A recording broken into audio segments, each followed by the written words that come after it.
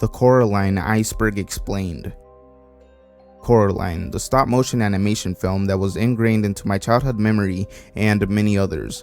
This could be credited to many aspects of the film, from the weird and unsettling scenes, the creepy button eyes, to the lovable characters, but no matter how many times I rewatch the movie, I always find something off-putting about it, feeling as if it has a hidden message and lore waiting to be uncovered.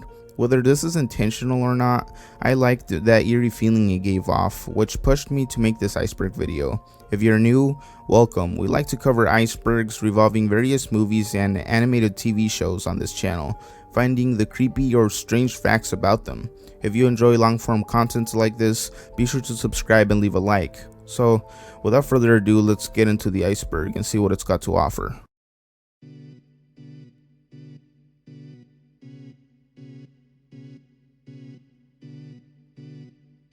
The book.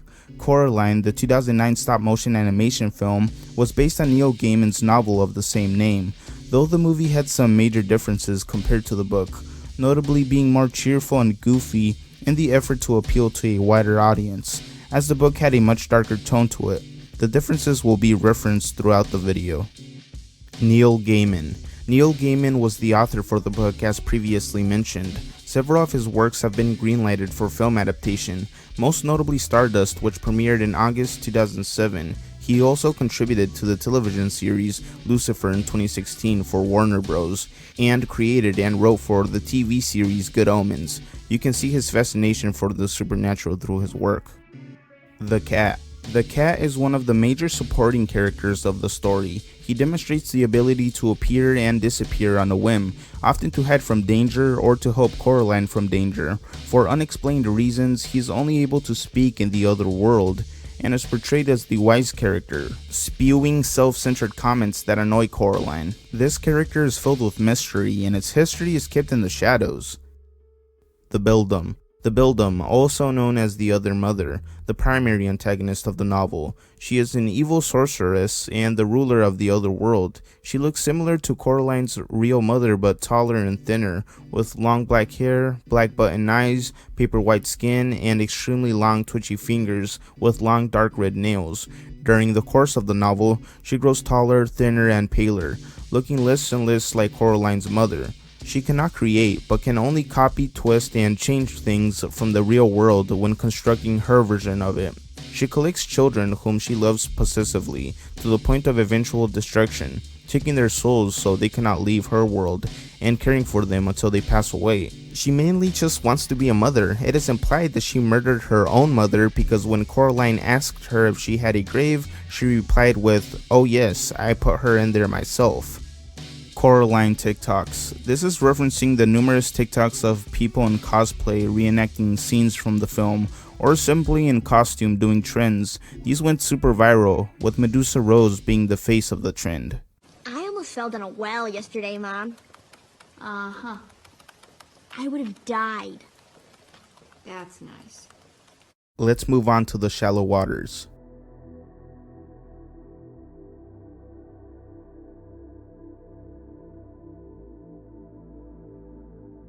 Located in Oregon. The story is uniquely set in Ashland, Southern Oregon, United States, with many scenes depicting its mountains, houses, and neighborhoods, as well as the Pacific Northwest weather. Tim Burton inspired cat. During Sally's musical solo in Tim Burton's The Night Before Christmas, we get a glimpse of a cat walking up to her that bears a striking similarity to the cat in the Coraline film. Some people say that they are somehow connected because both films share the same director, who's Henry Selick, and others just believe that it was an Easter egg paying respect to the classic. The Pink Palace. As mentioned earlier, the Pink Palace Apartments, located in Ashland, Oregon, USA, is a dilapidated mansion, renovated apartment complex, once a house for one family, divided into several apartments. The house is 150 years old, according to Charlie Jones, Coraline's father, which is the same as the Beldam is estimated to be. The city of Ashland itself was settled in 1852, roughly 150 years ago, meaning that the house was built at the same time as the city was being settled, making the Beldam a very old-fashioned lady, which supports other theories. The The doll served as a spy of the Beldam, and it was used as a way for the Beldam herself to make contact with the real world. She looked through the button eyes to see what her victim's life looked like, and after getting an over idea of what the life was like, the Beldam enticed her victims by enhancing her other world by filling it with fun and entertainment, specific to that person's interest. There's even a scene depicting this theory. Notice how she transitions into the doll sitting in the chair in the real world. YB doesn't exist. This is alluding to the fact that YB is never mentioned in the book, therefore not existent, only appearing in the film. I guess this could be a theory of some sort proposing that YB doesn't exist in the film either, and that he's a figment of Coraline's imagination, but I don't know. All-Seeing Eye Triangle. The Eye of Providence, or the all-seeing eye of God, is a symbol that depicts an eye, often enclosed in a triangle and surrounded by rays of light or glory, meant to represent divine providence, whereby the eye of God watches over humanity. Or basically, you can sum it down to some Illuminati shit. We can also see this in the film Coraline when Miss Pink and Miss Forcible put on the sorcery hat, depicting a single eye, as was the triangle given to Coraline by the sisters to look through with a single eye, allowing her to see the other world for what it truly is. It kinda reminds me of the movie They Live, in which Roddy Piper puts on a pair of sunglasses that allows him to see subliminal messages meant to keep the population subdued, as well as alien-like creatures. Deleted scenes. Surprisingly, there were quite a few deleted scenes from the film that were available on some Blu-ray and DVD copies. Most of them were cut for slowing down the film or creating awkward pacing, but the clips alone are really well made and probably cost thousands to produce, as stop motion animation is an expensive art form. Oh, my twitchy witchy girl, I think you are so nice. Charlie, I told you to get a laptop. They giving them away now? My computer's fine, just a dang power outage from the storm. I can't believe you didn't back up your files. Actually, Norman crossover. I guess this is referencing the fan-made clip with close to 2 million views on YouTube. Take a look. You scared me to death, you mangy thing. Sorry. I'm Norman? Norman Babcock? Huh. I'm Coraline Jones. Let's move on to the depths.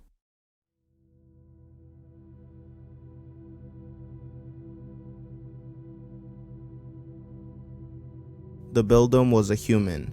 The Beldam is often speculated to be a demonic supernatural entity instead of a person, due to the fact that she shapeshifts into an arachnid form. Although this is proven to be wrong, as it is revealed in the book that she once had a human mother who she put in a grave and pushed her back in when she tried to escape. The book also implies that the Beldam discovered the other world and did not create it, but rather created the things within it. Coraline ripoff. Caroline and the Magic Potion is a ripoff of the original film Coraline, meant to trick old folks into believing that they're buying the same thing until their grandchild watches it, realizing just how much it sucks. We even get a rip-off cat that's not even black in a movie about magic, and YB is replaced with some 25-year-old creep that should have made an appearance on To Catch a Predator instead of on this film. Overall, it's a bad movie if you even want to call it that. Real Coraline dolls. I guess this is simply referencing the Coraline dolls or merchandise you can buy online of the film, like this creepy Funko Pop. Yeah, that's pretty much it for this one. The mysterious water well. The well is a landmark located in Ashland, Oregon, USA, and is likely over 150 years old, much like the Pink Palace Apartments. The well is one of the first locations that Coraline explores in the film, revealing its importance. Coraline tries to find it by using a dowsing rod of poison oak, but only succeeds when Wyborn shows her the exact location. The well is also speculated to be the true entrance to the other world, as they both look identical side by side. Another piece of evidence is the riddle-like comment YB states in the beginning of the film, saying if one was to fall in the well and look up, they would see a sky full of stars, even in the daytime. This is something to note because a distinguishing feature of the other world is that it's always nighttime, with the sky filled with stars. Your grandma's black. In one of the deleted scenes, Coraline unexpectedly asks Wyborn if his grandma is black. I have no idea why this was integrated and then removed, but it exists. I guess it was supposed to be some sort of comedic relief to break the tension, though it was very random. All these ribbons and braids and... Your grandma's black, right? Yeah. I just met her sister. Coraline game. Coraline, also known as Coraline the Game and Coraline an Adventure Too Weird for Words, is an adventure game based on the film of the same name. It was released on January 27, 2009, in close proximity to the film's theatrical release. It was released on the PlayStation 2, Wii, and Nintendo DS. The game was planned to be on the Xbox 360, PlayStation 3, and PlayStation Portable, but were cancelled due to negative reviews. Prior to this, I had no idea that this game existed, but looking at the gameplay, it looked rather interesting. Let's move on to The Abyss.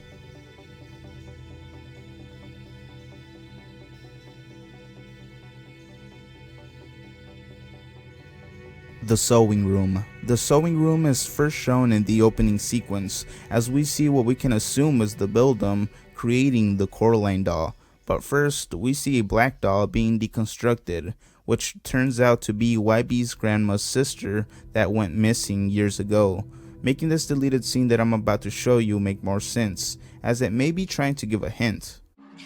I know where I'm going. I grew up here. Welcome, Miss Lovat. Oh, hello. I'm Coraline Jones. I've got so much to tell you. Sand/cotton. Once again, referencing the creepy opening scene, when the black doll is being deconstructed, we see that cotton is taken out and replaced with sand. Creepy scenes.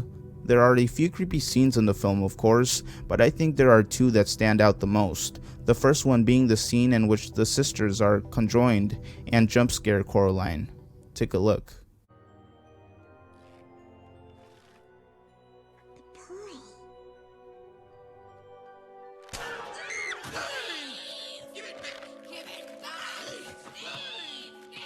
The scariest scene out of all of them, in my opinion, is the one near the end, when the Buildum's world crumbles, revealing her spiderweb in a white void.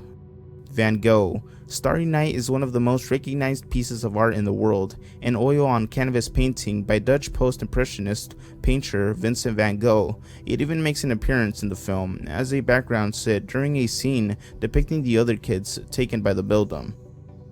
Not safe for work art. There's a lot of not safe for work art involving all the characters in the movie, but there's a ton specifically of Other Mother. I guess tons of people found her interesting or something, or they have a button fetish, I don't know. She Never Escaped. Near the end of the film, as everyone is in the garden, the camera pans upward, revealing the garden's shape, which resembles the Buildum's face. Many people came to the conclusion that the Buildum still haunts the house because of this, and that Coraline never truly escaped, in homage to other scary movie endings that show the villain or entity as still alive. Thanks for watching this Coraline Iceberg video. If you enjoyed, be sure to subscribe and leave a like. Other than that, I'll see you next week.